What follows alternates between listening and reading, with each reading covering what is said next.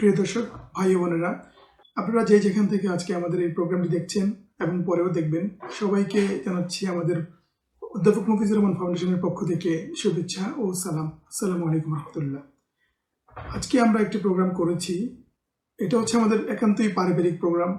এই করোনাকালীন সময়ের পরে এখন আমরা দুইটা পরিবার একসাথে মিলিত হতে পারি, তো সেই সুবাদে আমরা আজকে আমাদের বাসায় একটি প্রোগ্রামের আয়োজন করেছি।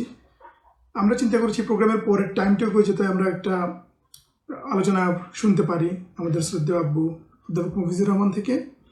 সেই সুবাদে আমরা ওনাকে জিজ্ঞেস করেছিলাম আমাদের মাঝে কিছু আলোচনা করার জন্য একজন মুমিনের গুণাবলী নিয়ে, একজন মুমিনের দৈনন্দিন জীবন সকাল থেকে রাত পর্যন্ত কি কি করা উচিত, সে কী ভূমিকা পালন করবে। কারণ আমরা এখন অহরহই দেখতে পাচ্ছি ইউরোপ, আমেরিকা, ইভেন আমাদের বাংলাদেশেও ডোমেস্টিক ভায়োলেন্সটা অনেক বেশি, পরিবারের মধ্যে অনেক অশান্তি, অনেক ধরনের সমস্যা চলছে।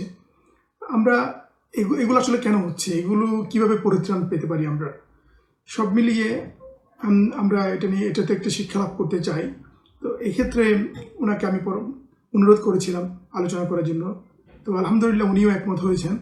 এখন আমি আমাদের সামনে গুরুত্বপূর্ণ আলোচনা করার জন্য অনুরোধ করব আমাদের পরম শ্রদ্ধেয় আব্বু, বাংলাদেশ এবং বিশ্বের অন্যতম ইসলামিক স্কলার, বিশিষ্ট ইসলামী চিন্তাবিদ ও শিক্ষাবিদ জনাব অধ্যাপক মফিজুর রহমান। অধ্যাপক মফিজুর রহমান আপনাদের সামনে এখন আলোচনা করবেন।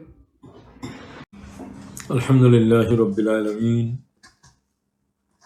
ওয়াল আকিবাতু লিল মুত্তাকিন ওয়াসসালাতু ওয়াসসালামু আলা রাসূলিহিল আমিন ওয়া আলা আলিহি ওয়া সাহবিহি আজমাইন।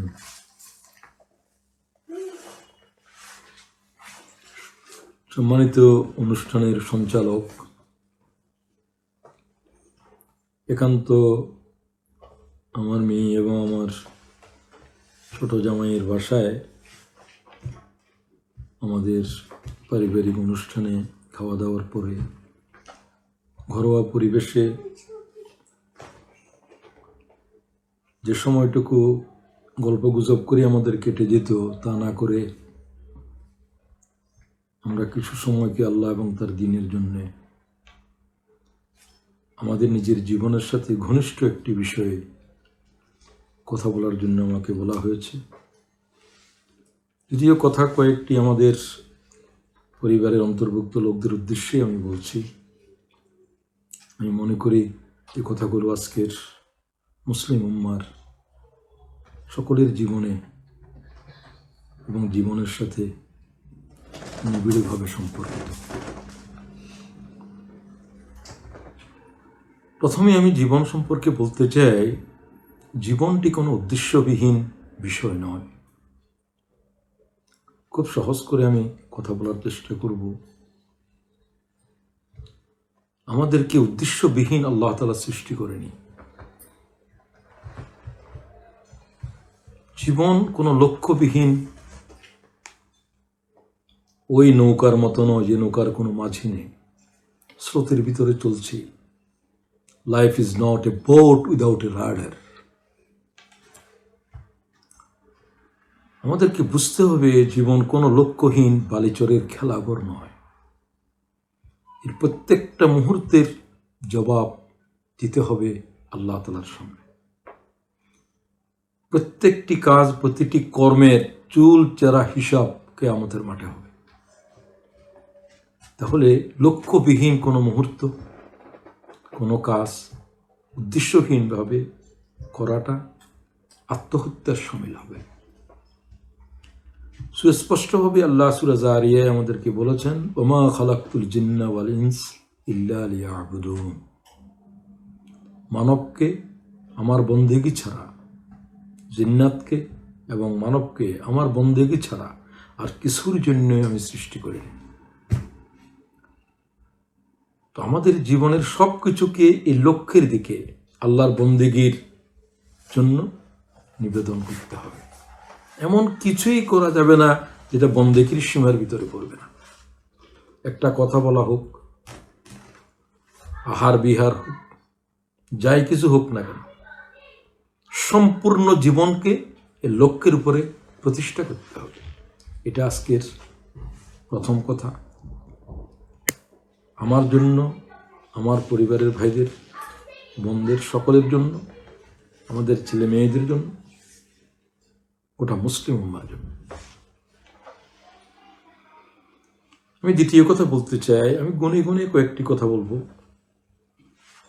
আমাদেরকে আমাদের জীবন চলার পথে এই লক্ষ্যে আমাদের জীবনকে পরিচালিত করার জন্য আল্লাহর পক্ষ থেকে একটা মডেল দেওয়া হয়েছে। তিনি হচ্ছেন মুহাম্মদুর রাসূলুল্লাহ সাল্লাল্লাহু আলাইহি ওয়াসাল্লাম। তার নাম আসলে সবাই দুরূদ শরীফ পড়া ওয়াজিব হয়ে যায়। সাল্লাল্লাহু আলাইহি ওয়াসাল্লাম বারবার আসলে বারবারই পড়বেন। লাকাদ কানা লাকুম ফি রাসূলিল্লাহি উসওয়াতুন হাসানাহ, কোরআনের আয়াত। আল্লাহ তাআলা আমাদেরকে বলছেন মুহাম্মদ সাল্লাল্লাহু আলাইহি ওয়াসাল্লামের জীবনের ভিতরেই তোমাদের জীবনের সর্বোৎকৃষ্ট নমুনা, মডেল আছে।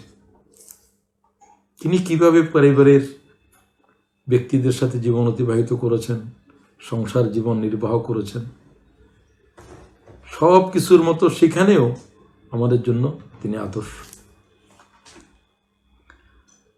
মা আতাকুমুর রাসূল ফাখুযুহু, মুহাম্মদ সাল্লাল্লাহু আলাইহি ওয়াসাল্লাম যা কিছু তোমাদেরকে গ্রহণ করতে বলেছে সেটাই গ্রহণ করবে। ওয়া মা নাহাকুম আনহু ফান্তাহু, মুহাম্মদ সাল্লাল্লাহু আলাইহি ওয়াসাল্লাম যা থেকে বিরত থাকতে বলছে সম্পূর্ণ জীবনকে তার থেকে বিরত রাখতে হবে। আমি তৃতীয় কথা বলতে চাই, আমাদের জীবন শুরু করতে হবে ভোর থেকে। আমরা অনেকে মনে করি সূর্য উদয়ের পরে জীবন শুরু হয়। তাহলে মুহাম্মদ সাল্লাল্লাহু আলাইহি ওয়াসাল্লামের জীবন কখন থেকে শুরু হতো? সকালবেলা।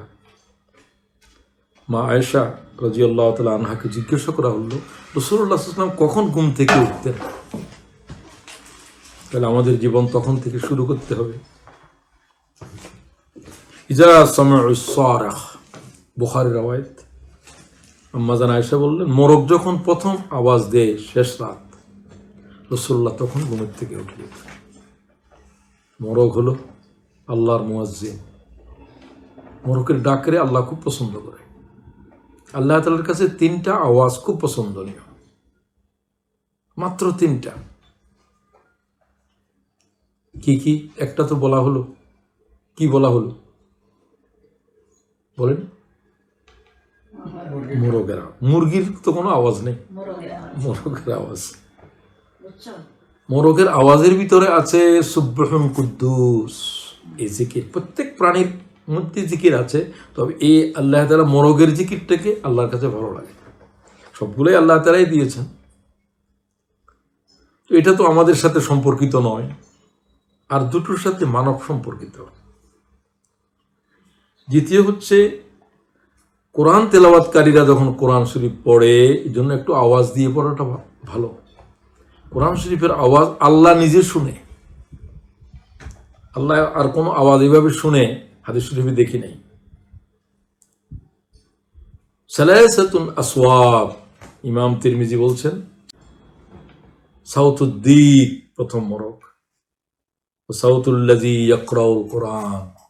তেলাওয়াতকারীরা যখন কোরআন তেলাওয়াত করে, আল্লাহ কোরআন শরীফ শুনে, আল্লাহ তার কালামের নিজে শুনে। এই জন্য কোরআন শরীফ যখন তেলাওয়াত হয় তখন আর কোনো আওয়াজ দেওয়া গুনাহ কবিরা, হারাম। যে আওয়াজ আল্লাহ শুনতেছে। তৃতীয়, সাউতুল মুস্তাগফিরিনা বিল আসহার, শেষ রাতের মুমিনদের কান্নার আওয়াজ। ফজরের আগে দিয়ে সময়টাকে মুনাজাত এবং ক্রন্দন করতেন রাসূলুল্লাহ। তাহাজ্জুদ পড়তেন আগে, এরপরে মুনাজাত এবং ক্রন্দন ফজর পর্যন্ত। ওই সময়ের ক্রন্দনের, বান্দাদের ক্রন্দন, তাদের রোনাজারির আওয়াজ, তাদের কান্নার আওয়াজ আল্লাহ বেশি পছন্দ করে। তো আল্লাহ তাআলার কাছে এই দুটো আওয়াজ তো আমরা পৌঁছাতে পারি।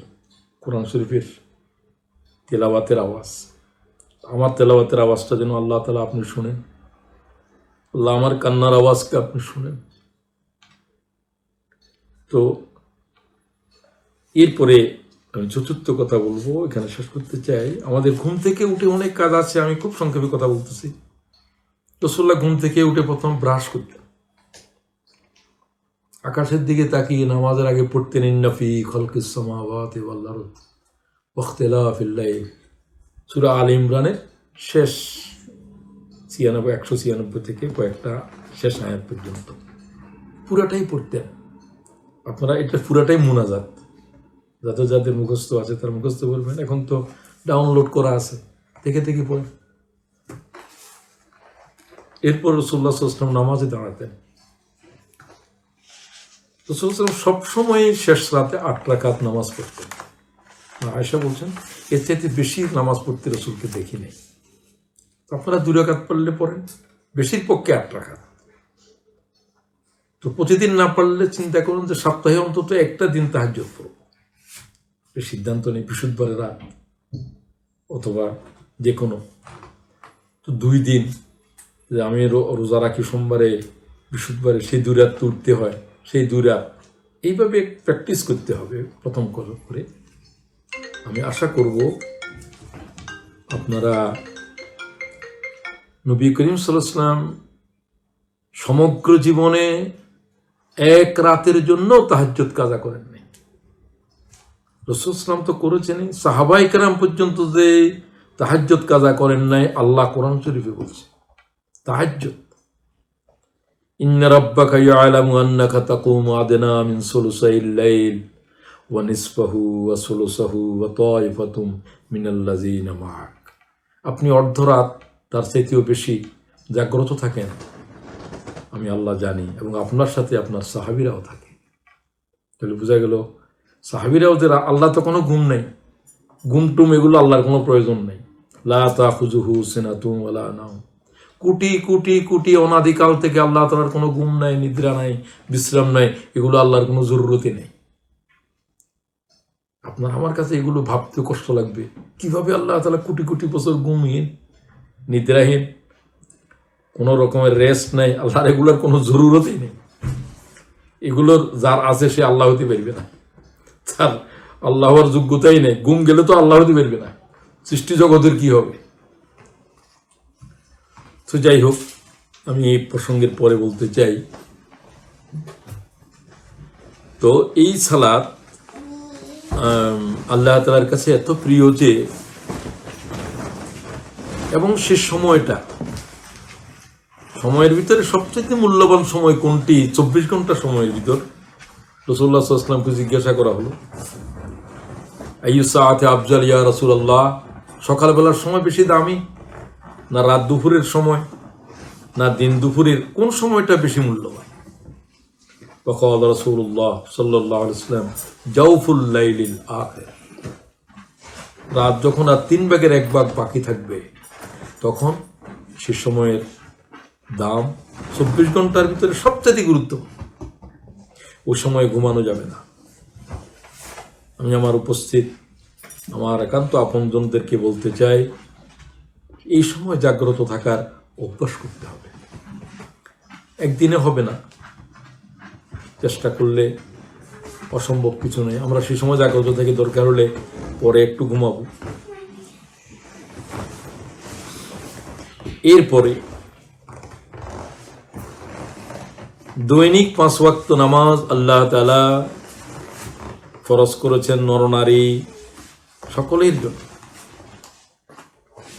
আল্লাহর যত হুকুম আছে সবচাইতে গুরুত্বপূর্ণ হুকুম সালাত।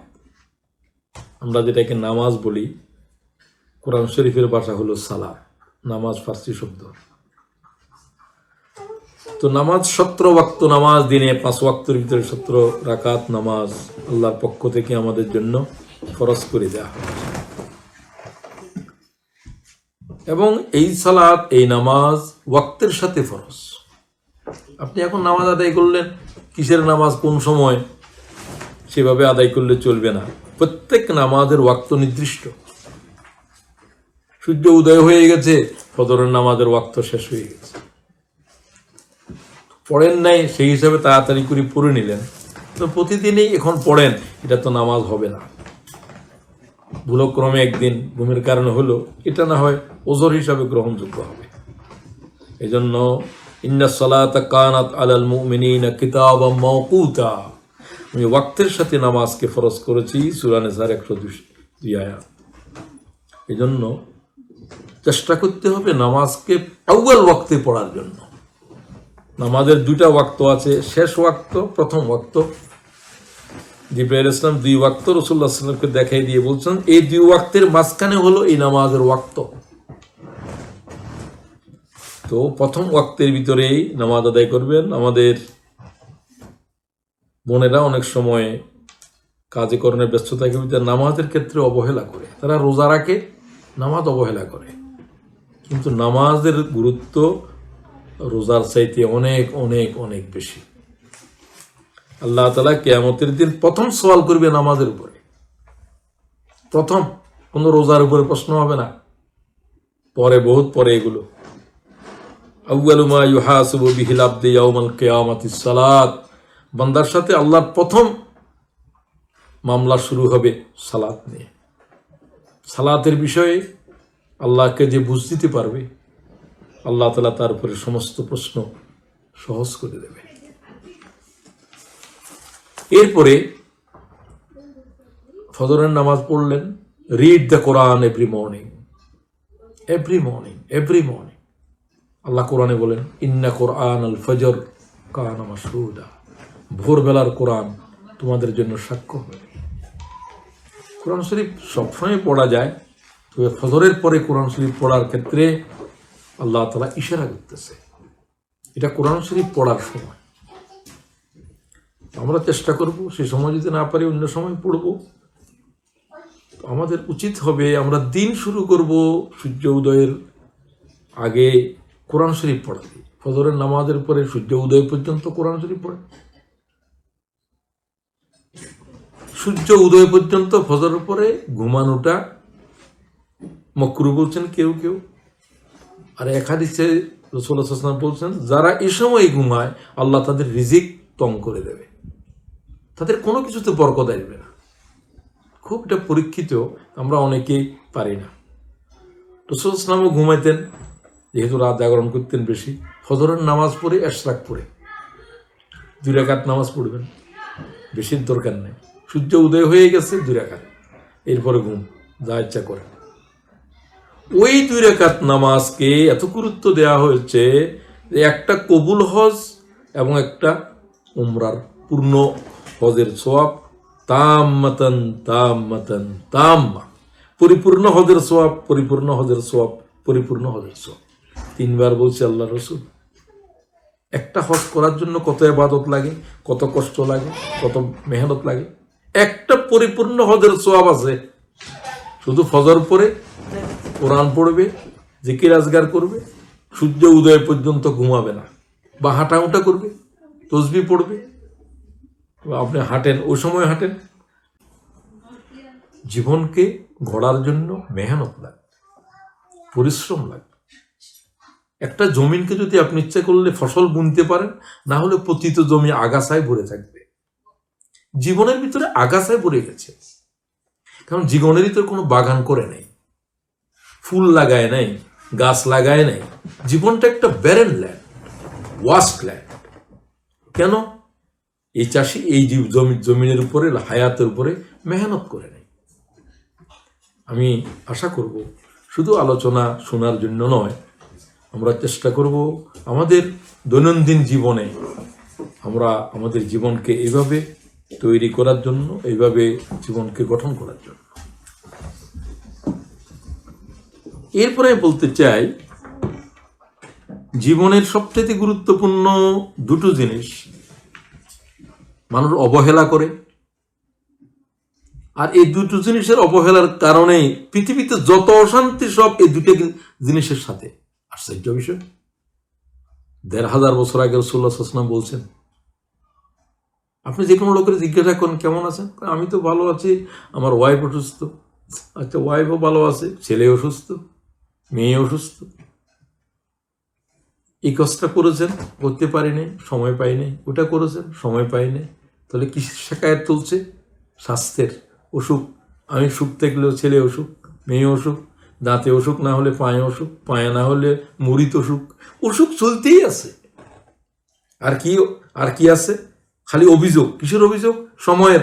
সময় পাইনি, সময় পাইনি, সময় পাইনি। কোরআন শরীফ পড়ছো, সময় পাইনি, ওটা করছো, সময় পাইনি। দেখেন, সমস্ত অভিযোগ চলতেছে সময়ের উপর, সমস্ত অভিযোগ চলতেছে স্বাস্থ্যের উপর। ১৫০০ বছর আগে রাসূলুল্লাহ বললেন, নিয়ামতানে মাকবুনুন ফীহিমা কাসীরুম মিনান নাস, মানব জাতিরা দুটো আল্লাহর নিয়ামতের অবহেলা করে, আর সমস্ত সমস্যা এই দুই নিয়ামতের সাথে। ইমাম বুখারী হাদিস গ্রহণ করেছে বিশুদ্ধ সনদে। আস-সিহহাতু ওয়াল ফিরাক, একটা হলো স্বাস্থ্য আর একটা হলো সময়। এই দুইটা জিনিসের মানুষ থাকতে গুরুত্ব দেয় না। সময় আছে, এখন শুধু গল্প গুজব করো, সময়টা কাজে লাগাচ্ছে না। তখন সময় চলে গেছে, আর সময় পাইনি। আর একটা হলো স্বাস্থ্য, ভালো ছিল তখন স্বাস্থ্য যত্ন করে নেই, স্বাস্থ্য হারাইছে, হায় হায় এখন খাবার দেওয়ার দরকার সেটাও খায় না, কয় আমার তো ডায়াবেটিসের এখন কি বলে কাছাকাছি চলে, মার্জিনাল চলে, খাওয়াই বন্ধ হয়ে গেছে। কোনো কিছু দরকার ছিল না যদি আগে থেকে সচেতন হইত। স্বাস্থ্যের মৌলিক জিনিস কি? কম খাওয়া। খুব খেয়াল করে, এটা আবু বকর সিদ্দিকের কথা বলছে, আমি স্বাস্থ্যকে ওষুধের ভিতরে তালাশ করলাম, আমি তা পেলাম না, স্বাস্থ্যকে পেলাম কম আহারের ভিতরে। একটা কথা বললো যে আবু বকর নবীদের পরে এই মানুষটার ওজন, শুধু ওই নাজেল হয় নাই, নাহলে আবু বকর একটা পয়গম্বরের মতো। যদি এটা অন্য উম্মতের ভিতরে আসতো, আবু বকর অবশ্যই নবী হইতো, আবু বকরের পরেরটা নবী হইতো, আবু বকর তো আরো বড়, ওমরকে নবী হইতো রাসূলুল্লাহ সাল্লাল্লাহু আলাইহি ওয়াসাল্লাম বলেন, সিদ্দিক তো আরো বড়। কিন্তু আল্লাহর ওহী থাকার কারণে তারা মর্যাদাবান। রাসূল পাকের উম্মত না হলে আবু বকর, ওমর এগুলো তো নবী হওয়ার যোগ্য। এদের কথা এতটুকু দাম।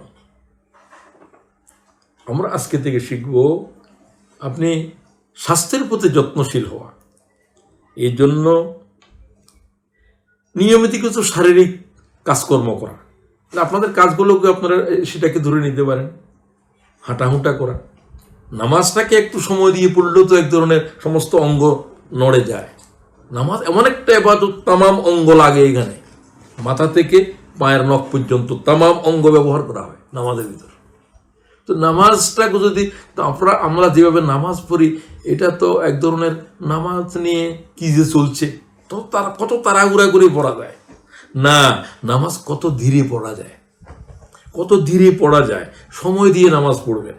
নামাজ পড়ার ভিতরে ঘাড়ের রোগ থেকে শুরু করে এই হাত ধোয়া শুরু করে, আর হাত ধোয়া তো নামাজের আগেই তো প্রতিদিন দৈনিক 5 বার হাত ধোয়া ফরজ করে দিছে আল্লাহ তাআলা। আমরা তো সেগুলোকে আমল করি না। সময়ের ক্ষেত্রে শুধু বলতে চাই, সেদিন কোন একটা ইয়েতে আমি কার কাছে পাঠাইলাম, 1 মিনিটে কত বড় বেশি কিছু আমল করা যায়। আমি এটা আমার অনেক আত্মীয় স্বজনকে, আপনাদের অনেকের আমি পাঠাইছি, আমার মেয়েদের কাছেও পাঠাইছি। 1 মিনিট সময় আমি দেখলাম যে পরীক্ষা করলাম যে সুবহানাল্লাহ 33 বার, আলহামদুলিল্লাহ 33 বার, আল্লাহু আকবার 34 বার, এটা কি আপনারা মনে করেন যে পুরা পড়তে 1 মিনিট লাগে? 1 মিনিটে 2 বার পড়ে আরো সময় থাকে। আমি আস্তে পড়ে দেখছি সুবহানাল্লাহ সুবহানাল্লাহ সুবহানাল্লাহ, এইভাবে পুরা তসবিহ একবার পরে আবার তসবিহ ফাতেমি বলে এটাকে। হুজুর বলছে তসবিহ ফাতেমি এরকম, ফাতেমাকে রাসূলুল্লাহ শিখিয়েছেন, সাগরের ফেনা যদি গুনাহ যদি সাগরের দরিয়ার পানির থেকে বেশি হয়ে যায়, প্রতি নামাজের পরে যারা এই তসবিহটা পড়ে সুবহানাল্লাহ 33 বার, আলহামদুলিল্লাহ 33 বার, আল্লাহু আকবার 34 বার, বা আল্লাহু আকবার 33 বার, লা ইলাহা ইল্লাল্লাহ ওয়াহদাহু লা শারীকা লাহু লাহুল মুলকু ওয়া লাহুল হামদ ওয়া হুয়া আলা কুল্লি শাইইন কাদির। এটা এত দাম। এটা 1 মিনিটে 2 বারের থেকে বেশি পড়া যায়। 1 মিনিটে। আমি কি হায়াতের কোনো কাজ করেছি? হায়াত থেকে কিছু নিছি? তো আমি আর সেদিকে যাচ্ছি না। আস্তাগফিরুল্লাহ আস্তাগফিরুল্লাহ 100 বারের থেকে বেশি পড়তে পারবে। 100 বার ধরে নিলাম। একবার শুধু আস্তাগফিরুল্লাহ বললে যা কিছু আপনি পাবেন, এটা যদি আপনি বুঝতেন, শুধু আস্তাগফিরুল্লাহই পড়তেন। আমি 3টা কথা বলি হাদিস থেকে। মান লাজিমাল ইস্তিগফার, যে ব্যক্তি ইস্তিগফার পড়াকে নিজের উপরে খালি আস্তাগফিরুল্লাহ পড়ে, আস্তাগফিরুল্লাহ ওয়া আতুবু ইলাইহি, আস্তাগফিরুল্লাহ ওয়া আতুবু ইলাইহি, অথবা শুধু আস্তাগফিরুল্লাহ আস্তাগফিরুল্লাহ আস্তাগফিরুল্লাহ, এটা রাসূলুল্লাহ সাল্লাল্লাহু আলাইহি ওয়াসাল্লাম বলছেন, এর 3টা উপকারিতা শুনে রাখো। মান লাজিমাল ইস্তিগফার, যারা ইস্তিগফারকে জরুরি করলো, শুধু পড়া নয়, একবার সকালেও পড়ে, বিকালেও পড়ে, সবসময় পড়ে, জাআলাল্লাহু লাহু মিন কুল্লি যিকিন মাখরাজা, আল্লাহ তাআলা এমন কোনো সংকট নাই আস্তাগফিরুল্লাহ বলনেওয়ালা ব্যক্তির সংকট দূর করবে না, এমন কোনো সংকটই নেই। কোনো সংকট নাই কার? মেয়েটার বিয়ে হচ্ছে না, এটা একটা সংকট। ছেলেটার বিয়ে করাতে পারছে না, এটা আরেকটা সংকট। চাকুরি নাই, এক সংকট। রাসূলুল্লাহ বলতে সংকটের সমাধান আস্তাগফিরুল্লাহর ভিতরে। আল্লাহর পয়গম্বর বলতেছেন, আমরা এই রাসূলের কথার উপরে ঈমান আনছি সাল্লাল্লাহু আলাইহি ওয়াসাল্লাম। দ্বিতীয়, খুব ভালো করে খেয়াল করেন, ওমিন কুল্লি হাম্মিন ফারাজা, এমন কোন টেনশন নাই আস্তাগফিরুল্লাহ মুক্তি দিবে না। টেনশন সব ডাক্তাররা বলে ওষুধ খান, টেনশন ফ্রি থাকেন, টেনশন ফ্রি থাকেন। টেনশন তো ফ্রি হতে পারছে না। এই যন্ত্রণা, ওই যন্ত্রণা, এই শোক, এই চিন্তা, ওইটা টেনশন ফ্রি কেমনে হবে? আল্লাহ তাআলা কয়ে টেনশন ফ্রি আমি করে দেব, শুধু আস্তাগফিরুল্লাহ বলো। আর ওয়ারাযাকাহু মিন হাইসু লা ইয়াহতাসিব, আস্তাগফিরুল্লাহ পড়নেওয়ালার রিজিক আল্লাহ বলছে আকাশের তুনা দিবে, জমিনের তুন। আল্লাহর ওয়াস্তে এই তিনটা কথা মনে রাখেন। আর আস্তাগফিরুল্লাহকে জীবনের জন্য আজকে থেকে জরুরি করে নেন।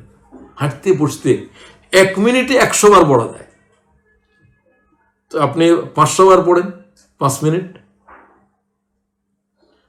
ওয়াতুবু ইলাইহি যোগ করতে পারেন, যোগ নাও করতে পারেন। আস্তাগফিরুল্লাহ ওয়াতুবু ইলাইহি, আস্তাগফিরুল্লাহ ওয়াতুবু ইলাইহি। তো আমি এই প্রসঙ্গে আর বলতেছি না। সময় এবং স্বাস্থ্য, রাসূলুল্লাহর হাদিসে দুটো বলছে, আমি আরেকটা বলতে যদি আপনারা কষ্ট মনে না করেন, আরেকটা জিনিস মনে করা যেতে চাই, 3টা। আরেকটা হলো চরিত্র। মানুষের চরিত্র একবার ধ্বংস হয়ে গেলে চরিত্র আর পুনর্গঠিত হয় না। Money is lost, nothing is lost. Health is lost, something is lost. Character is lost, everything is lost. এগুলো তো আপ্তবাক্য। দেখেন, money is lost, nothing is lost. টাকা পয়সা এগুলো জোয়ারের পানি আসে আর যায়, এটা বেশি কিছু হয় নাই। Health is lost, something is lost. স্বাস্থ্যটা একটু গুরুত্বপূর্ণ, কিছু নষ্ট হয়েছে। Character is lost, everything is lost. জীবনে যার চরিত্রের উপর দাগ পড়ে গেছে তা তো তওবা করতে হবে, কাঁদতে হবে, কিন্তু থেকে যাবে। একটা লোকের বসন্ত হয়েছিল, ভালো হয়েছে, দাগ রেখে গেছে। যেন চরিত্রকে বিশুদ্ধ রাখার জন্য, মোরালিটিকে স্যাংটিটি করা, হেফাজত করার জন্য সচেষ্ট থাকা উচিত। এরপরে আমি বলতে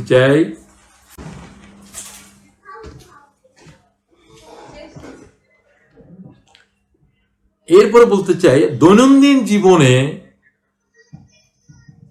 ইসলামিক কালচার, ইসলামিক ম্যানার, এগুলো আমাদেরকে অনুসরণ করতে হবে। এই বাচ্চাদেরকে আলহামদুলিল্লাহ শেখা, কেউ আসলে কেউ কিছু দিল জাযাকাল্লাহ। আমার নাতিনীরা ছোট, আলহামদুলিল্লাহ বলে। তার কোনো জিনিস শুরু করতে বিসমিল্লাহ বলো, কোনো জিনিস খেয়ে ফেলছো আলহামদুলিল্লাহ বলো। এই যে ইসলামিক ম্যানার, কালচারকে প্র্যাকটিস করা, এটা মাতা পিতাদের প্রত্যেকটা পরিবারের ভিতরে। ব্রিটিশরা দেখেন, সরি থ্যাঙ্কস এদের জিব্বার ভিতরে আছে। যে কোনো একটা কিছু করেছেন, থ্যাঙ্কস। যে কোনো একটা আপনার অসুবিধা হয়েছে, সরি বলার পরে তো পাহাড় নরম হয়ে যায়। আমি তো দেখি যে এইভাবে তারা সরি বলে। সরি বলার পরে আর কিছু বলার থাকে না। থ্যাঙ্কস বলার পরে যেন তাকে আর ধন্যবাদ কিছু দেওয়ার দরকার নাই। 1 লক্ষ টাকা দেওয়ার চাইতেও থ্যাঙ্কস গুরুত্বপূর্ণ। আমরা কেন এগুলো শিখতে পারছি না? আমরা আলহামদুলিল্লাহ বলি। আল্লাহ বলছে যত শুকরের শব্দ আছে আলহামদুলিল্লাহ সবার উপরে। এতবার জীবনে কিছু খাইলাম, আলহামদুলিল্লাহ শব্দ জিহ্বা দিয়ে বাইরে হলো না। আমরা নিজেরাই করব, মেনে চলব। সালাম, ইসলামিক কালচার অন্যতম হলো সালাম। সালাম এত বেশি যে রাসূলুল্লাহ সাল্লাল্লাহু আলাইহি ওয়াসাল্লাম দেওয়ালের থেকে, আড়ালের থেকে একটু আসলে আবার সালাম, আবার সালাম। এই পানির জন্য গেল, এখন একটু আড়াল হলো, আবার আসলে আবার সালাম। সালাম তো দোয়া, নেকিও বেশি। যে সালাম করে তার ফায়দা বেশি। 100 ভাগের ভিতরে সালাম যে দিবে সে 90 ভাগ পাবে সালাম, সোয়াব। আর উত্তর দেয় নেওয়ালাটা ওয়াজিব, কিন্তু সোয়াব পাবে 10 ভাগ। কারণ সালামটা না দিলে তো উত্তরটা আসতো না। তো পারিবারিক জীবনের জন্য, ছেলে মেয়েদের জন্য ইসলামিক কালচারগুলো, এগুলোর ভিতরে সওয়াব অনেক। আলহামদুলিল্লাহ শব্দ এটা এত বেশি নেকি, জমিন পুরার খালি জায়গাটার যদি নেকি দিয়ে পাতাটা যেটা পূর্ণ, এটারে আল্লাহ তাআলা নেকি দিয়ে পূর্ণ করে দেবে। চিন্তা করে কোন আশ্চর্যজনক জিনিস। সুবহানাল্লাহ, সিঁড়ি থেকে নিচে নামতেছেন, কি বলবো? সুবহানাল্লাহ। উপরের দিকে উঠতেছি, কি বলবো? আল্লাহু আকবার, আল্লাহু আকবার, আল্লাহ। উপরের দিকে উঠতে আল্লাহু আকবার, নিচে নামতে সুবহানাল্লাহ, নেমে গেলে আলহামদুলিল্লাহ। মানে আলহামদুলিল্লাহ মানে এখন আমরা নেমে গেছি। তো এটাকেও আবার বুঝতে হয়, আপনি কেমন আছেন? সুবহানাল্লাহ। এটা কি হলো? কালচার জানে না। আপনি বলবেন আলহামদুলিল্লাহ ভালো আছি। আপনি কি আগামীকাল বাজারে যাবেন? কি আলহামদুলিল্লাহ বলবেন? কি বলবো? ইনশাআল্লাহ। ইনশাআল্লাহ শব্দ না বলার কারণে 1 মাস পর্যন্ত, কেউ বলছে 6 মাস পর্যন্ত রাসূলুল্লাহর উপরে ওহী বন্ধ করে দিয়েছে আল্লাহ তাআলা। কাফেররা প্রশ্ন করছিল, রাসূল সাল্লাল্লাহু আলাইহি ওয়াসাল্লাম বলছেন যে আমি আগামীকাল বলবো, কিন্তু ইনশাআল্লাহ বলতে স্লিপ হয়ে গেছে, আর আসে না। জিবরাইল তারা আসছে, রাসূলুল্লাহ জবাব দিতে পারছে না, আল্লাহর ওহী আসতেছে না। ইনশাআল্লাহ বলবো এই কথা বলেন নাই যে মুহাম্মদুর রাসূলুল্লাহর উপর আল্লাহ ওহী স্টপ করে দিয়েছে। কি গুরুত্বপূর্ণ বিষয়। ইনশাআল্লাহ শব্দ যখন বলবেন, আমার মেয়ের বিয়ের কবে অনুষ্ঠান? ইনশাআল্লাহ 28 তারিখ। ইনশাআল্লাহ যখন বলবেন, এই অনুষ্ঠান সম্পাদন করার দায়িত্ব আল্লাহর জিম্মে চলে গেল। আল্লাহকে সাথে করলেন, আল্লাহর ইনশাআল্লাহ আল্লাহ তাআলার অনুমতিতে, আল্লাহর মেহেরবানিতে করব। আমি যখন নিজের থেকে বলবো, আপনি বুঝবেন যে আল্লাহ মুহাম্মদুর রাসূলুল্লাহর ওহী বন্ধ করছে। আপনি কি করতে পারবেন? আমি কি করতে পারবো? সেদিন এমন কিছু ঘটনা ঘটছে যে কোথায় কি সবকিছু, এই যে লকডাউন, এগুলো কে চিন্তা করেছিল? না, ইসলামিক কালচার, এটার উপরে তো দৈর্ঘ্য কথা বলা দরকার, আর আমি বলতেছি না, আপনাদের বোঝার জন্য বললাম। কথাবার্তা বলার ক্ষেত্রে পারিবারিক জীবনে ইসলামিক কালচার হলো হাসি মুখে। হুজুর বলছে হাসিটাও একটা সদকা, একটা টাকা দান করলে যেমন সওয়াব হয়, কথাটা হাসি বললে সওয়াব হয়। দেখেন, ইসলাম বদমেজাজের, রাগী এটা পছন্দ করে না। রাসূলুল্লাহকে কোনোদিন মানুষ রাখতে দেখে নাই তামাম হায়াতের ভিতর। খুব দিন জেহাদ ছাড়া আল্লাহর পয়গম্বর কোনোদিন রেগে কথাও বলেন নাই, গোটা জীবনে বলেন নাই। গোলামের সাথে বলেন নাই, চাকর বাকরের সাথে বলেন নাই। হযরত আনাস বলেন, 10 বছর আমি রাসূলুল্লাহর গোলামি করেছি। হুজুর কোনোদিন বলেন না যে আনাস এটা কেন করো নাই, এরকম কথা 10 বছরের জীবনের ভিতরে আমাকে বলে নাই। কি পয়গম্বর পৃথিবীতে আসছিল, উম্মতের কাছে কি আদর্শ রেখে গেল। আমরা কথায় কথায় রেগে যাই, মেজাজ দেখাই, অভিমান করি। এগুলো তো অন্যেরা করে, আমার তো বুঝতে হবে আমি যা করি এগুলো আল্লাহ রসুলের জীবনে থাকলে করব, না হলে করবো না। রাগ গুসা কোনো কারণে হয়ে গেছে, আপনি আগে রাগ ভাঙে ফেলতে হবে। কিভাবে ভাঙবেন? সালাম, ও কথা বলেন আসসালামু আলাইকুম, আচ্ছা একবার করেন, আবার আসসালামু আলাইকুম, আবার 3বার 4বার বলার পরে যদি ওয়ালাইকুম সালাম না বলি কোনো উপায় আছে? না। যে আগে দুজনে কথা বলতেছে না, এ চাই আমাকে বলুক, ও চাই আমাকে বলুক, যে আগে বলবে আল্লাহর কাছে সেই গ্রহণযোগ্য, সেই প্রিয়, তার প্রমোশন অনেক বেশি। তো সুতরাং আমি কেন আমার উন্নতি যাচ্ছে, আমি অহংকার তো শয়তান যাচ্ছে আমার পিছনে নিয়ে নিতে, না, আমি তাকে পরাজিত করব, তাকে অসম্মানিত করব, শয়তানকে, তার যা ইচ্ছা সেটা পালন করব না। তো আমি ভাইদেরকে বলবো, আমার আজকের উপস্থিতিকে বলবো, আমরা বড়দেরকে শ্রদ্ধা করব, তাদের মান ইজ্জত রেখে। এই জাতিরা কি করে শিখলো এগুলো?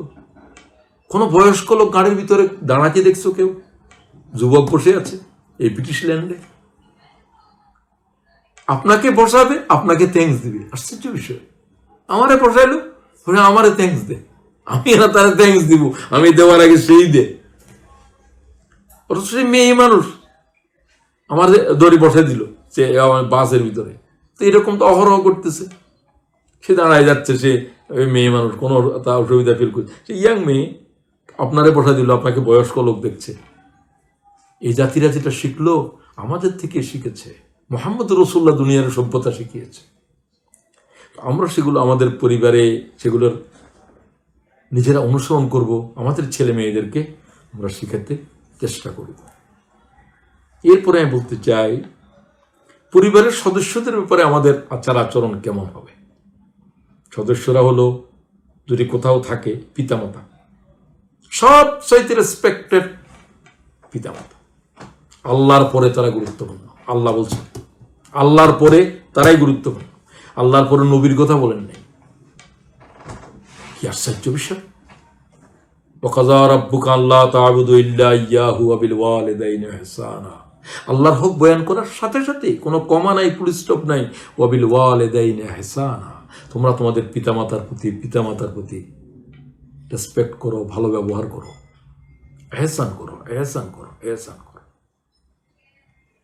কিরকম এহসান আল্লাহ সেটা শিখিয়ে দিয়েছে। ফালা তাকুল্লাহুমা উফ, এমন কোনো কথা আচরণ করিও না মা আহা বলে, মেয়েটা আমার কষ্ট দিল, ছেলেটা আমার কথা শুনলো না, এই ধরনের একটা শব্দ তাদের জিহ্বা থেকে বের হইতে দিও না। আল্লাহ বলছে কোরআনে। আল্লাহ, আমরা তো আব্বা আম্মারা হারাই ফেলছি। যারা পেয়েছি তারা বুঝতে হবে যে এর চাইতে বড় দৌলত আকাশে জমিনে নাই। এদের প্রতি শব্দ যা বলবে সব কবুল হবে। দোয়া করলেও কবুল হবে, বদদোয়া করলেও কবুল হবে। না বললেও এদের হৃদয়ের ভিতরে আঘাত গেছে, কিছু লাগবে না, সাথে সাথে অ্যাকশন শুরু হবে। মাতা পিতার হৃদয়ে আঘাত দানকারী ব্যক্তির শাস্তি কিয়ামতে হবে না। হুজুর বলছে মাতা পিতাকে কষ্ট দানকারীর শাস্তি দুনিয়া থেকে শুরু হবে। এটা হাদিস, দুনিয়া থেকে শুরু। তাকে আল্লাহ শাস্তি না দিয়ে কবর যেতে নিবে না, কবরের শাস্তি তো আছেই।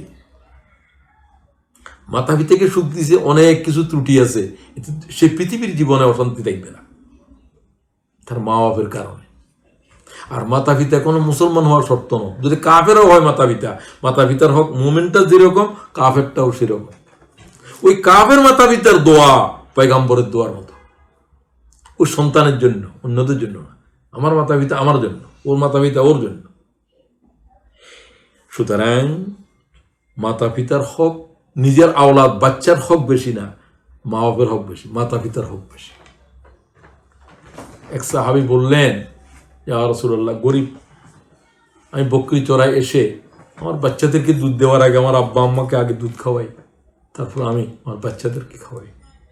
ও আল্লাহ, তোমার কাছে যদি এটা পছন্দ হয়ে থাকে, তারা পাহাড়ের গুহার ভিতরে আটকে গেছে, পাথর ছুটতেছে না, তো প্রত্যেকে বললো যে তিনজন, আমরা আমাদের নেক আমল দিয়ে আল্লাহর কাছে দোয়া করো। একজনে বললো যে ও আল্লাহ তাআলা, আমি তো বকরি চড়াইতাম, রাখাল, বুখারীর হাদিস, আমি বকরি নিয়ে এসে দুধ দহন করে আগে আমার আব্বা আম্মারে দিতাম, তারপর আমার আওলাদের বাচ্চাদেরকে দিয়েছি। ও আল্লাহ, তোমার রাজি করার জন্য যদি এটা করে থাকি, আল্লাহ এই পাথর কিভাবে সরবে, পাথর সরাই দাও। পাথর কিছু সরে গেল। তিনটা আমল তিনজনের, সেগুলোর দিকে যাওয়ার সময় নেই। তো এটা পাথর সরে গেছে, হক কার বেশি? সাহাবী জিজ্ঞাসা করলো, হুজুর আমার আব্বা আম্মার কি হক? হুমা নারুকা ওয়া জান্নাতুকা। রাসূলুল্লাহ শব্দ বললেন কি ভয়ঙ্কর। তোমার মাতা পিতা তোমার জন্য জান্নাত, তোমার জন্য জাহান্নাম। তারা রাজি জান্নাত, তারা রাজি নয় জাহান্নাম। সত্য কথা বললেন।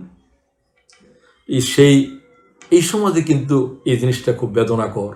এখানে মা বাপদেরা কি হোম, ওল্ড হোমে যাও, ওই জন্মদিনে উইশ করে, হায় হায় তোদের অবস্থা দেখলে আমার কলজা ফেটে যায়। তোর জন্ম দিয়েছিল এই জন্য, তোমাকে লালন করেছিল এই জন্য। তোমার ঘরের ভিতর তোমার কুকুরের জায়গা আছে, কুকুরকে নিয়ে প্রত্যেকদিন হাঁটো। তোমার মা বাপ কি এতটুকু পরিচয় নেই তোমার কাছে?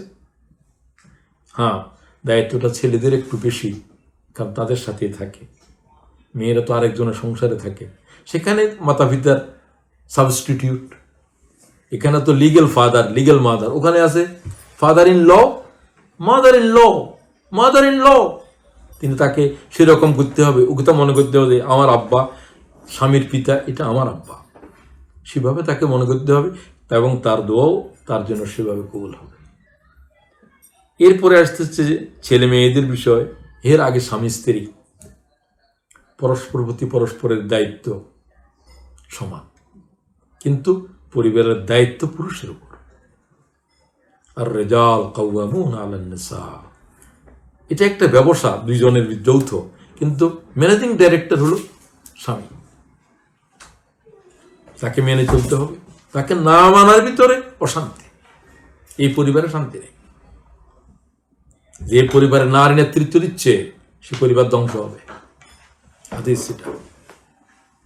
কারণ আল্লাহ তাআলা তাদেরকে এই কাজের জন্য বানায় নেই। তারা নামাজে থাকবে, ইমামত করবে না। তারা যুদ্ধে থাকবে, সেনাপতি হবে না। তারা রাষ্ট্রে থাকবে, দায়িত্ব পালন করবে, রাষ্ট্রপ্রধান হবে না। এটা ইসলামের বিধান এরকম। এবং তার ভিতরে অনেক রহস্য আছে, সেগুলো আলোচনা করার সময় নেই। স্বামী স্ত্রীর ভিতরে সবচেয়ে বড় ঝগড়া হয় মেজাজের কারণে, অধৈর্যের কারণে। আজকে যে ডোমেস্টিক ভায়োলেন্স সমগ্র শান্তির অশান্তিতে রূপ দিয়েছে, এর একটা মাত্র কারণ সবর নাই। এই একটু রাগ হয়েছে কোনো কারণে, এর জবাব দিতেই হবে। কেন দিতেই হবে? ও যেহেতু একটু রাগ করছে, আগুনের ভিতরে পানি দাও, তুমি ঠান্ডা হয়ে যাও। আগুনের ভিতরে আগুন মারতে, অ্যাসিড মারতেছে, সেও রাগ দেখাচ্ছে, তো রাগ তো বাড়তে থাকবে না। পারিবারিক জীবনের শান্তি কি? সবর, সবর এবং সবর। স্বামী কোনো কারণে রাগান্বিত স্ত্রীকে ধৈর্য দিতে হবে। স্ত্রী কোনো কারণে একটু হয়েছে, স্বামী একটু সবর করতে হবে। সে সারাদিন মেহনত করতেছে, রান্না করতেছে, এই করতেছে, সারাদিন রান্না করলো, সবকিছু করলো, কিছুই টেস্ট হয় নাই, তোমার বলতে লজ্জা করলো না? না, টেস্ট না হলে তো চুপ থাকবা। রাসূলুল্লাহ কখনো খাদ্যের সমালোচনা করতেন না, জীবনেও করতেন না। ওদের বলছে খাদ্য ভালো লাগলে খাও, না লাগলে না খাও, খাদ্যের সমালোচনা করতে পারবে না। ভালো হলে বলো, আর খারাপ হলে চুপ থাকো। আজকে বিরিয়ানি খুব টেস্ট হয়েছে, তো টেস্ট না হয়তো চুপ থাকবা। ইসলাম এই আদব শিখিয়েছে মানব জাতিরে। সুবহানাল্লাহ। সন্তান সন্ততির কথা আগেই বলেছি, এখন আর বলছেন তাদের সম্পর্কে রাসূলুল্লাহ সাল্লাল্লাহু আলাইহি ওয়াসাল্লাম বলছেন তাদের প্রতি দয়ার্থ হও, বেশি মায়া করো সন্তানদেরকে। তবে সন্তানদের মায়া হলো যে গাছে পানি দেওয়ার মতো। বেশি পানি ঢাললে কসরা লাগিয়ে যায়, চাষিরা বুঝে কসরা কি জিনিস। না দিবা, এটা ডাঁটতে শুকনা হয়ে মারা যাবে। বেশি দিবে, কসরা লাগিয়ে যাবে। অতিরিক্ত স্নেহ সন্তানদেরকে ধ্বংস করে দেয়। এটার কন্ট্রোল থাকতে হবে। মাঝে মাঝে শাস্তি দেওয়া, সেটা দরকার হয়ে পড়লে শাস্তি দেখাবে। বাচ্চাদেরকে আঘাত করা ইসলামে নাই, কিন্তু বরের ভিতর বেত একটা রাখতে হবে ভয় দেখানোর জন্য, ওটার জন্য। তবে ছেলে মেয়েদেরকে এরকম অদেখা জিনিসের ভয়, জিনের ভয়, ভূতের ভয়, এগুলো একেবারে না যায় না। তাদের ভিতর আল্লাহর ভয়, আল্লাহ দিবে, আল্লাহ আমাদেরকে বানিয়েছেন। ওয়াখিফহুম ফিল্লাহ, তোমরা তোমাদের বাচ্চার ভিতর আল্লাহ ভীতি পয়দা করো। দেখেন, আপনি যদি শিখান তারা বলবে। তোমার নাতিনদেরকে দেখি, দাদুয়ে বলছে আল্লাহ দিবে তোমাকে, তুমি আল্লাহরে বলো। আল্লাহরে বলে যে ওখানে পকেটের ভিতরে পায়, পকেটের ভিতরে তো দাদুয়ে রাখছে, ও শিখাইতে হবে। হ্যাঁ, আল্লাহ আমার দিছে। সে কয় বাইর করলে, ও আমার আল্লাহ দিছে। তো এটা এটা এটা তার ভিতরে জানাইতে হবে যে আল্লাহ দে, আল্লাহ এরকম। এগুলো কিন্তু মাতা পিতারা তাদেরকে সেভাবে এডুকেট করতে হবে। যে আমি আর বেশি আলোচনা করতে যাচ্ছি না। এরপরে বলতে চাই, আমাদেরকে আমাদের পরিবার পরিজন, পরিবারের ছাড়াও তো প্রতিবেশী বলে একটা জিনিস আছে। প্রতিবেশী আপনারা লক্ষ্য রাখবেন, প্রতিবেশী খুব গুরুত্বপূর্ণ জিনিস। প্রতিবেশী কি মুসলমান, প্রতিবেশী কি অমুসলমান, না, এগুলো কোনো প্রশ্ন নাই। প্রতিবেশী যেই হোক, রাসূলুল্লাহ সাল্লাল্লাহু আলাইহি ওয়াসাল্লাম নিজে বলছেন, ওয়াল্লাহি লা ইউমিন, ওয়াল্লাহি লা ইউমিন, ওয়াল্লাহি লা ইউমিন। ওই ব্যক্তিরা মুমিন নয়, ওই ব্যক্তিরা মুমিন নয়, ওই ব্যক্তিরা মুমিন নয়। সাহাবীরা বললেন, তিনবার বলছে মুমিন নয়। লাইসাল মুমিনুল্লাযী ইয়াশবাউ ওয়া জারুহু জায়ুন ইলা যামবিহি। প্রতিবেশীকে যে খবর নিল না, অনাহারে রাখি নিজে খেলো, সে মুমিন নয়, সে মুমিন নয়, সে মুমিন নয়। রাসূলুল্লাহ কসম খেয়ে বলছে, আমার তাহাজ্জুদ কি কাজে আসবে? আমি কোনোদিন আমার প্রতিবেশী কে উপরের তলায় থাকে, পাশের তলায় থাকে? রাসূলুল্লাহকে জিজ্ঞাসা করলো, হুজুর প্রতিবেশী কারা? প্রতিবেশী ডাইনে 40, বামে 40। একজনের কিছু সহযোগিতা করো, ডাইনে, তারপরে বামেরটা, সামনেরটা, পিছনেরটা। রাসূলুল্লাহ সাল্লাল্লাহু আলাইহি ওয়াসাল্লাম বলছেন, প্রতিবেশীর উপরে এত আয়াত নাযিল হচ্ছিল, মনে হচ্ছিল যেন প্রতিবেশীদেরকে সম্পত্তি দিতে হবে। আমরা অনেকে খবর রাখি না। আমরা যারা ইসলামের কথা বলি, আমরা তো হয়তো তারাও মুসলিম, তারা আমাদের খোঁজখবর নিলে, আমার আজকে ভালো হয়েছে, কিছু তার কাছে দিলাম, আমাদের ইফতারির কিছু অংশ তাদের কাছে পাঠাইলাম, সামান্য হোক। তারা আমাদেরকে দেখ না দেখ, তারাও হয়তো দিবে। এই যে পরস্পরের সম্পর্ক, তাদের সুখে যাওয়া, তাদের বিসুখে যাওয়া, তাদের আনন্দে অংশগ্রহণ করা, এটাকে শরীয়ত বুঝতে হবে, এটাকে দিন বুঝতে হবে, এটাকে ইসলাম বুঝতে হবে। তারা অমুসলিম হোক, যেই হোক। এখানে তো শতকরা 95 জন মানুষ খ্রিস্টান। তো তাদের কাছে আল্লাহর দিন যদি আমরা এইভাবে হলো না পৌঁছাই, তারা কিয়ামতের দিন তো আমাদের বিরুদ্ধে আল্লাহর কাছে অভিযোগ করবে। তো আমি প্রতিবেশীদের বিষয়ে, আল্লাহ তাআলার এই হক বিষয়ে আমরা সাবধান থাকি। আর হলো যে নিকট আত্মীয়, আত্মীয়টার ভিতরে একটা নিকট শব্দ বললাম এই জন্য, আল্লাহর কাছে নিকট আত্মীয়ের গুরুত্ব বেশি। নিকট আত্মীয় মানে রক্তের আত্মীয়, ব্লাড কানেক্টেড। লোকেরা বলে blood is thicker than water, রক্ত পানির চাইতে ঘন। মামারা মায়ের রক্ত, বুটুবুরা এরা বাপের রক্ত, এগুলো রক্তের আত্মীয়। ভাই বোন হলো যে প্রথম আত্মীয়। মা বাপের পরে সবচেয়ে গুরুত্বপূর্ণ হলো যে ভাই বোন। ভাইয়ের সাথে কথা বলে না, বোনকে দেখতে যায় না। হায় হায় হায়, সে যদি বুঝতো যে এটা ফরজ। লা ইয়াদখুলুল জান্নাহ কাতিউর রাহিম, জান্নাতের গায়ে লেখা রয়েছে সাবধান, রক্তের আত্মীয় ছিন্নকারীদের জন্য আল্লাহর জান্নাত হারাম। আল্লাহর জান্নাত হারাম, এখানে ঢুকতে পারবে না।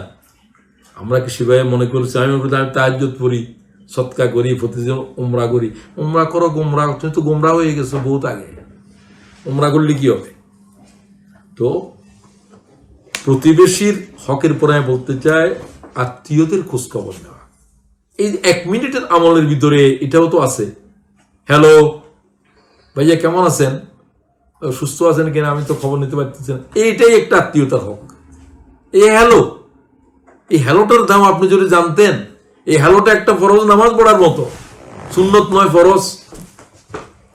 বাড়িতে থাকে, এখন তো হ্যালো করা যায়, ভিডিও দেখা যায়। মা হয়তো গ্রামে আছে, আপনি টেলিফোন করলেন, টেলিফোন করবেন ইবাদত মনে করে। আমার মায়ের সাথে কথা বলতেছেন, ভাইয়ের সাথে কথা বলতেছেন, সবটাই তো ইবাদত। প্রতিবেশীরা যে কিছু আহার দিলেন, খ্রিস্টানকে, ইহুদিকে, যে থাক না কেন, অমুসলিমকে, সেটাকেও দিলেন আপনি। আপনি যেখানে মনে করেন একটা ইতর পানিরে পানি পান করার কারণে জান্নাতে চলে গেছে, ইতর পানিকে, পিপাসার্থ একটা কুকুরকে একটা বেশ্যা পানি দিয়েছে, ঘটনায় বলা হচ্ছে যে আল্লাহ তার জান্নাত দিয়ে দিয়েছে, আমার এক প্রাণীর প্রতি দয়া করেছে। মানুষ তো অনেক বড়। তো আমি আলোচনার শেষের দিকে চলে আসছি। আমি সবাইকে বলবো যে আমরা প্রতিবেশী এবং আত্মীয়, অন্য কথা হলে ভালো, অন্যগুলো বললাম না, এই দুটা খুব গুরুত্বপূর্ণ আমাদের পারিবারিক জীবনের জন্য, দৈনন্দিন জীবনের জন্য। তাদের দৈনন্দিন খবর নিতে হবে। এরপর আর দুটো কথা বলতে চাই। একটা হলো যে আমাদের আয় রোজগার পারিবারিক জীবনে সাদা সিধা চলতে হবে, একেবারে পম্পাস ড্যান্ডি লাইফ নন ইট। আমাদেরকে মিডিয়াম, আমাদের জীবন হবে simple living, high thinking. Living হবে সিম্পল, খাওয়া দাওয়া সিম্পল। অতিরিক্তের ভিতরে যারাই গিয়েছে তারা ধ্বংস। আরো লাগবে, আরো লাগবে, হাত্তা জোরতুমুল মাকাবির, কবরে যাওয়া পর্যন্ত তার চাহিদা শেষ হবে না। যা খেয়েছি আল্লাহ দিয়েছে, বাস আলহামদুলিল্লাহ, আজকে এতটুকুই হয়েছে। এক তরকারি দিই আলহামদুলিল্লাহ, কোনো তরকারিই নেই আলহামদুলিল্লাহ। হযরত ওমর বলতেছে যে স্ত্রীকে একটা ডিম দিয়ে খাবার দিয়েছো, একটা ডিমের ভিতরে 2টা তরকারি, একটা রুটি দাও, একটা তরকারি দাও।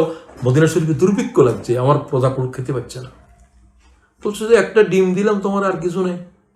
একটা ডিমের ভিতরে 2 তরকারি, হয় হলুদ অংশ দাও, না হলে সাদা অংশ দাও। চিন্তা করেছেন? অর্ধ পৃথিবীর শাসক ওমর, অর্ধ পৃথিবীর শাসক। আমার প্রজারা অনাহারে আছে, আমি আল্লাহরে কি বলবো কিয়ামতের মাঠে? 2টো তরকারি দিয়ে আহার করতে পারবো না, একটা দাও। আল্লাহর ভয় কিভাবে এদের হৃদয়ে ঢুকছে? আমার যে আল্লাহ তাআলা আহার দিচ্ছে, আমি কি জানি পৃথিবীর এই মুহূর্তের ভিতরে আল্লাহর কত কোটি মানুষ এই জমিনের উপর অনাহারে আছে, এক বেলা আহার করতে পারে না। লাখ কোটি মানুষ পৃথিবীতে। পৃথিবীর সবচেয়ে বড় রোগ তো ক্ষুধা, ক্ষুধার্ত মানুষ বেশি পৃথিবীতে। আমি যে আমাকে আল্লাহ এক বেলাও যে ক্ষুধার্ত রাগে নেই। কোন আল্লাহ আমার রিজিক দিল, আমি কি আলহামদুলিল্লাহ বললাম না?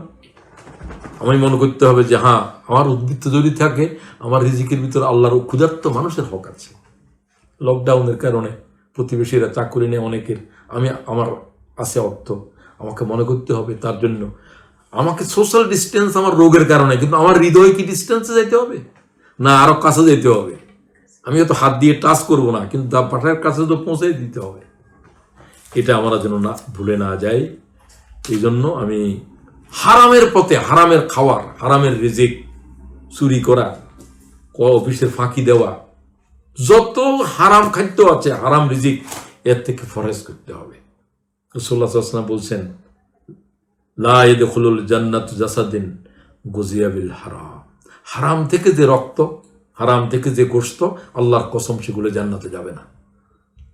এখন মনে করে হারাম থেকে শুধুমাত্র কনিষ্ঠ অঙ্গুলির মতো এতটুকু, এটার জাহান্নামে রাখলে আর এটা সুরাটা জান্নাতের ভিতরে যদি রাখে শান্তি আছে? যে আঙ্গুলিটা জাহান্নামের আগুনের ভিতর রাখবো, এক কাতরা হারাম আমার শরীরে ঢুকতে পারবে না। রক্তকে এইভাবে পরিচ্ছন্ন রাখতে হবে। হারাম ব্যবসা, হারাম হারাম যা কিছু আছে, যেটা হারাম সেটার চাকরি করাও হারাম, সেটার ব্যবসাও হারাম। মনে করো শরাব হারাম, শরাবের দোকানে চাকরি করা, হ্যাঁ, কোনো উপায়হীন, কোনো চাকরিই নাই, তার জন্য আরেকটা ব্যবস্থা না হওয়া পর্যন্ত হয়তো সে থাকতে পারে, সেটা ভিন্ন। ইন্নাল বাজাজাতা মিনাল ঈমান, ইন্নাল বাজাজাতা মিনাল ঈমান। রাসূলুল্লাহ দুইবার বললেন, সাদাসিধা জীবন হলো মুমিনের জীবন, সাদাসিধা জীবন হলো মুমিনের জীবন। আমরা আজকে শিখিনি, স্ত্রীরা স্বামীদেরকে উস্কাবে না, এরা 5 তরকারি দিয়ে ভাত খায়, ছেলে মেয়েরা এইভাবে করে, তুমি একটা তরকারি জোগাড় করতে পারো না, সে তোমাকে গুনার দিকে উস্কাচ্ছে, সে তোমাকে ধ্বংসের দিকে উস্কাচ্ছে। কখনো উচিত নয়। বরং স্ত্রীরা বলবে, না, আমরা হালাল উপায়ে এক তরকারি দিয়ে খাবো, পানি খেয়ে থাকবো, খেজুর খেয়ে থাকবো। রাসূলুল্লাহ 1 মাস পর্যন্ত পরিবার বাতি জ্বলে নাই, আগুন জ্বলে নাই। মা আয়েশা বলছে, আমি আল্লাহর রাসূলের গৃহ থেকে বলছি, মা আয়েশা বলেন, ইন্না কুন্না আলু মুহাম্মদ নামকাসু শাহরিন মা নাস্তাউকিদু বিনারিন ইন হুয়া ইল্লা তামারু ওয়াল মা। আমি আয়েশা বলছি, রাসূলুল্লাহর পরিবারের থেকে 1 মাস তার চাইতে বেশি রাসূলুল্লাহর ঘরে আগুন জ্বলে নাই। আমি আল্লাহর কসম খেয়ে বলছি, পানি খেজুর খেয়ে আমাদের জীবন কেটেছে। ইন হুয়া ইল্লা তামারু ওয়াল মা, পানি এবং খেজুর ছাড়া আর কিছু ছিল না, পানি এবং খেজুর ছাড়া আর কিছু ছিল না। আমি বলতে চাই, আমাদেরকে আল্লাহ কত কিছু দিয়েছে। সর্বশেষ প্রত্যেক দিন শেষ হওয়ার পরে একটু মোরাকাবা করো, চোখ বন্ধ করো, আমি তো মরে যেতে হবে। আমি আজকে দিনে কি মরার জন্য প্রস্তুত হয়েছি? মানুষের লেনদেন কি আছে আমার কাছে? আমি কি কি গুনাহ করেছি যেগুলোর জন্য আল্লাহ আমার জিজ্ঞাসা করবে? কোন কোন অপরাধের জন্য আল্লাহ তাআলা আমার উপরে নারাজ হয়ে গেছে? আল্লাহর রাজি করাও। ও আল্লাহ, তুমি রাজি না হওয়া পর্যন্ত বিছানায় যাব না। এশারের নামাজ পড়ে বিছানায় একটু বসো 5 মিনিটের জন্য, চোখ বন্ধ করো, পৃথিবীর থেকে চলে গেছি মনে করো। এটাই মেডিটেশন বিফোর বেড টাইম। নিজের ত্রুটি, আরেকজনের হক, সবচেয়ে গুরুত্বপূর্ণ হবে অন্যের হক। আল্লাহ রাস্তায় যদি জীবনও দিয়ে দে, রেহাই নেই, তার হক আদায় করতে হবে। যদি না করো, তার সমস্ত জীবনের গুনাহ নিয়ে জাহান্নামে যেতে হবে। তো আসুন, আমি আলোচনাকে আর বলতে চাই না। আমি খুব খুশি হয়েছি আমার পরিবারের লোকদের সাথে, খুব ঘনিষ্ঠ আত্মীয়রা আজকে আমার জামাইয়ের বাসায় সকলে আমরা মিলিত হয়েছি এবং প্রায় আধা ঘন্টার উপরে মনে কথা বলছি। আমাদের দৈনন্দিন এক জীবনটাকে যদি আমরা সুন্দর করতে পারি, আমার মনে হয় প্রত্যেকটা পরিবার যদি আমরা এইভাবে চলতে পারি সুন্দরভাবে, তাহলে পৃথিবীটা একটা জান্নাত হয়ে যাবে। আল্লাহ তাআলা আমাকে, আজকের উপস্থিতিকে, আমাদের প্রত্যেক পরিবারকে আল্লাহ, তুমি রাসূলুল্লাহ সাল্লাল্লাহু আলাইহি ওয়াসাল্লামের শিখানো এই পদ্ধতিতে আমাদের দৈনন্দিন জীবন অতিবাহিত করার আল্লাহ তাআলা আমাদেরকে তৌফিক দান করুন। আসসালামু আলাইকুম ওয়া রাহমাতুল্লাহি ওয়া বারাকাতুহু। আলহামদুলিল্লাহ, আমরা এতক্ষণ ধরে অত্যন্ত মনোযোগ সহকারে মুহতারামের সুন্দর আলোচনা শুনছিলাম। একজন মুমিনের অ্যাকচুয়ালি সকাল থেকে সন্ধ্যা পর্যন্ত, রাত পর্যন্ত, এই যে উনি সর্বশেষে বললেন মোরাকাবা, তো এতটুকু পর্যন্ত একটা মুমিনের কী কী গুণ থাকা উচিত, প্রতিবেশীর হক, পারিবারিক জীবনে সে কীরকম ভূমিকা পালন করবে, স্বামী স্ত্রীরা কীভাবে তাদের ভূমিকা পালন করবে, অত্যন্ত সুন্দর আলোচনা। আমরা আশা করছি এইসব আলোচনা থেকে আমরা শিক্ষা গ্রহণ করব আপনারা যারা আমাদের আজকের অনুষ্ঠানটি দেখছেন সবাই আশা করবো এটা থেকে শিক্ষা নেবেন, সবাই শেয়ার করবেন, যাতে আমরা সবাই আমাদের ব্যক্তিগত পারিবারিক জীবনে আমাদের এই ভূমিকাটুকু আমরা পালন করতে পারি। পরিশেষে আমরা মুহতারামের নেক হায়াত কামনা করে আল্লাহর কাছে ওনাকে যেন হায়াতে তাইয়্যিবা দান করেন এই আশা করছি, আল্লাহর কাছে দোয়া করছি। আপনারা দোয়া করবেন। সবাইকে প্রোগ্রাম দেখার জন্য আবার ধন্যবাদ জানাচ্ছি। আসসালামু আলাইকুম রহমতুল্লাহ। একটা বিষয়ে আমি সকলের দৃষ্টি আকর্ষণ করছি, অনেকেই আমার নামে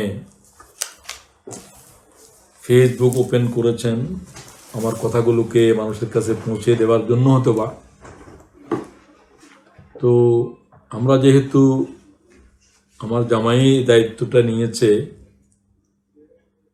শহীদুল্লাহ শামীম চৌধুরী, সে লন্ডনে থাকে, আমরা একসাথেই থাকি।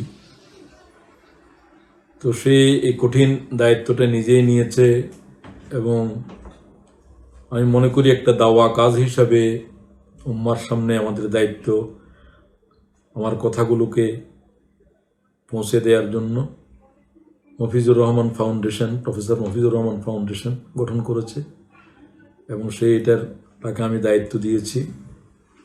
তো অন্যান্য যে সমস্ত ভাইয়েরা আমার নামে আপনারা ফেসবুক, ইউটিউব চ্যানেল আমরাও চালু করেছি এবং তারা যারা আগে করেছেন আমার নামে, তো সেগুলোর কথা আমি অনুরোধ করব সেগুলো আর এখন আপনারা আর কন্টিনিউ না করলে ভালো হবে। আমি আপনাদেরকে মোবারকবাদ জানাই, আপনারা আমার হিতাকাঙ্ক্ষী কল্যাণের জন্য করেছেন। আপনারা আমার মেয়ের জামাইয়ের সাথে বা শামীমের সাথে যোগাযোগ করেন এবং আপনারা কিভাবে আমাদেরকে সহযোগিতা করতে পারেন আমি সকলের সহযোগিতা কামনা করি এবং আপনারাও আমাদের পরিবারের একজন।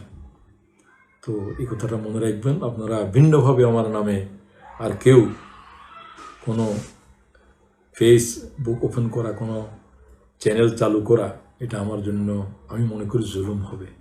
আমি এই কাজ থেকে সবাইকে বিরত থাকার জন্য অনুরোধ করছি। আসসালামু আলাইকুম।